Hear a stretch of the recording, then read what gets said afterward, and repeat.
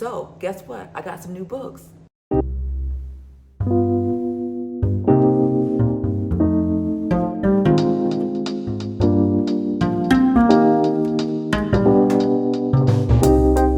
Welcome back. My name is Dee, and this is Dee's Reading Lounge, where I'm sharing my love for reading at my own pace. Here I read from a variety of genres, my favorite being historical fiction, but I do dabble in a little bit of everything. If you are new here, I do encourage you to subscribe down below. And if you are returning, thanks so much for coming back. I really do appreciate your continued support. And also, I wanted to mention I'm thinking about changing my name from Dee's Reading Lounge to Dee's Bookish Musings, I think, or something to that effect. I'm thinking about doing that. So if I do, I will keep announcing it at the beginning of the video. Also put it in the title so you guys will, know that it's me when I'm posting my videos. So here are my new books that I want to share with you all. So let's go ahead and get started. 5 books that I have. So the first book is a book that I told you guys that I was going to get.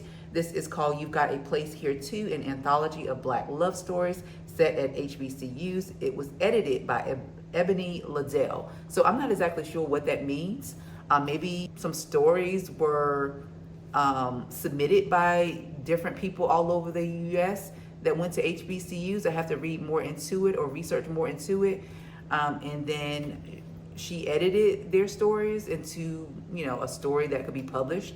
So this book says a heartwarming and unforgettable collection of love stories set at historically Black colleges and universities, exploring hope, endurance, and what it means to have a legacy from some of today's most prominent Black writers, and edited by the acclaimed author of Love Radio. So I think that's what it is. Not that she wrote this book. It sounds like it's individual stories that were submitted and she edited into a book form. I'll just read a little part of this sleeve. It says, love can be messy, painful, and heartbreaking, but it can also be revolutionary, profound, and hopeful. For Celine, a forbidden crush on a professor evolves into a second chance at romance years later. Y'all, I can't wait to read this. This was one of the anticipated releases for the later half of the year that I mentioned that I was interested in, and I went ahead and purchased it because this is me, right? I went to a HBCU. I have my own store that I could probably have if I would have known about. Submitted, love. I'll be probably getting into this one soon. It's not like a book I think I'm gonna sit down and read, but stories here and there.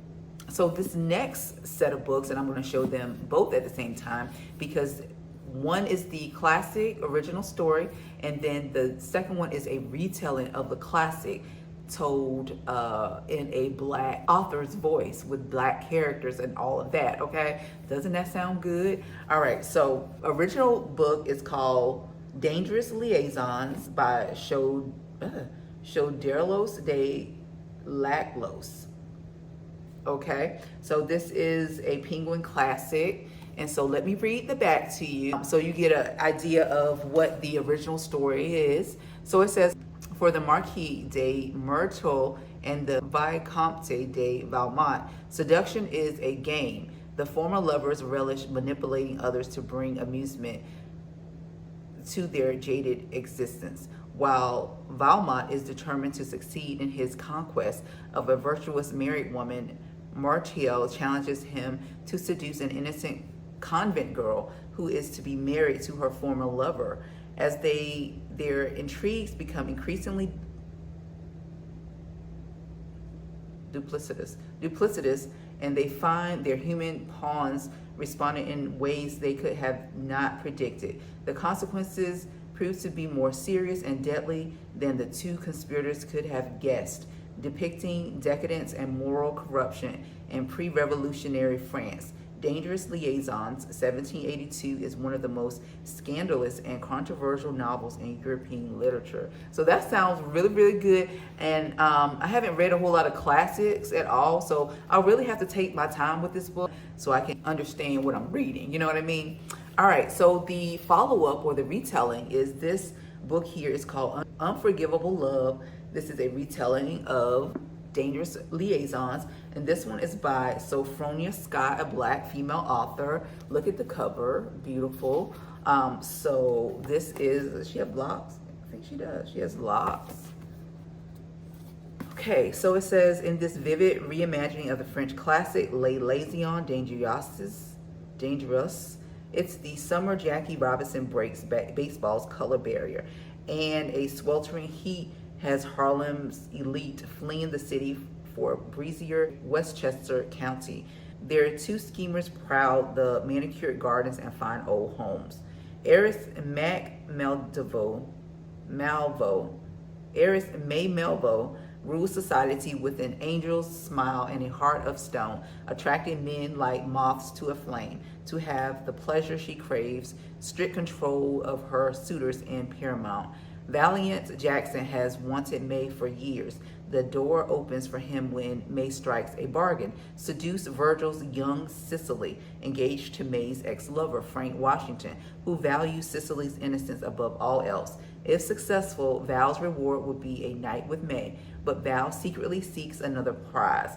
Elizabeth Townsend is fiercely loyal to her church and her husband, and a civil rights attorney. She is certain there is something redeemable in Mr. Jackson. Little does she know her most unforgivable mistake will be Val's greatest triumph. Y'all, that sounds so freaking scandalous. Both books sound pretty good, and I can't wait to get into these two stories. I may try to read them back to back. I don't know. It depends on how hard the first book is. All right, so the next book I want to share is called Luster, a novel. This is by Raven Leilani. Look at this cover, y'all. The cover describes the name of the book perfect because it's very lustrous. Gorgeous. Okay, so this I think is a not coming of age, but kind of like based on a young adult story. Edie is stumbling through her 20s. Yes. Sharing a subpar apartment, clocking in and out of her admin job, making a series of inappropriate sexual choices. She is also haltingly giving heat and air to the art that simmers inside her. And then she moves Eric, a man with a family in New Jersey, including a wife.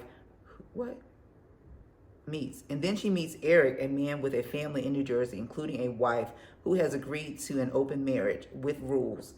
Soon, Edie finds herself invited into Eric's home, not by Eric, where she becomes a de facto role model to his adopted daughter.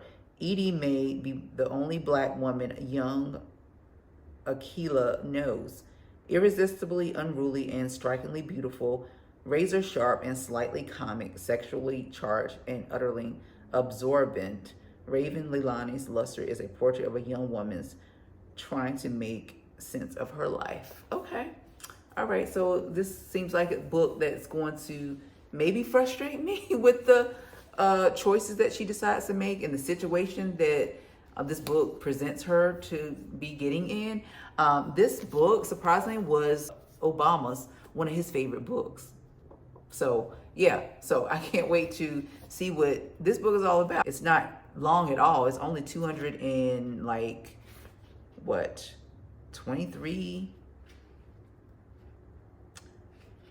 27 pages. Very, very short book. So this last book is really out of my comfort zone. It's a Black fantasy. I don't read Black fantasy at all, but yeah, I'm interested. And so because this cover is so gorgeous, I thought I would get it. I got this for $7.97 at Books A Million in their bargain bin. And so the cover is beautiful, and it says it's enthralling. On the cover, it says, "Enthralled me with every twist and turn," by Jennifer Saint. I don't know. I guess that got me. I was like, okay, this will be perfect for the wintertime when I want to give fantasy a try. Black fantasy, and it's not that long. It's like 330 something, 36 pages. So let me read the synopsis for you. It says, it's set in a wonderfully reimagined 15th century West Africa. Masquerade is a dazzling lyrical tale exploring the true cost of one woman's fight for freedom and self-discovery and the lengths she'll go to secure her future. Ododu's hometown of Timbuktu has been conquered by the warrior king of Yorubaland, and the living conditions for the women in the blacksmith guild, who were already shunned as social pariahs, grow even worse.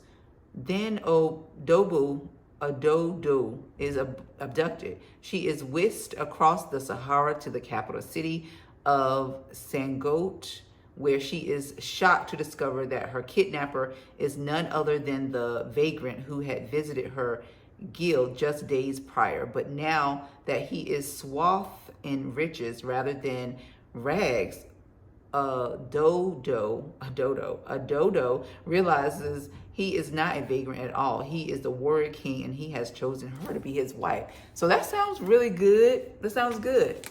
So I don't know when we'll be getting to this, but I kind of feel like it may be soon because I really want to read something out of my comfort zone. I think I got a good mix of things, like a book that's gonna be kind of like scandalous, a fantasy, a black fantasy, nonfiction of love stories as HBCUs, and then a retelling of a period novel from a classic. So yeah, I'm so glad I bought these books or added them to my collection, and I can't wait to read them. I know I say that with every book, but I really cannot wait to try them out to see how I'm going to like the books.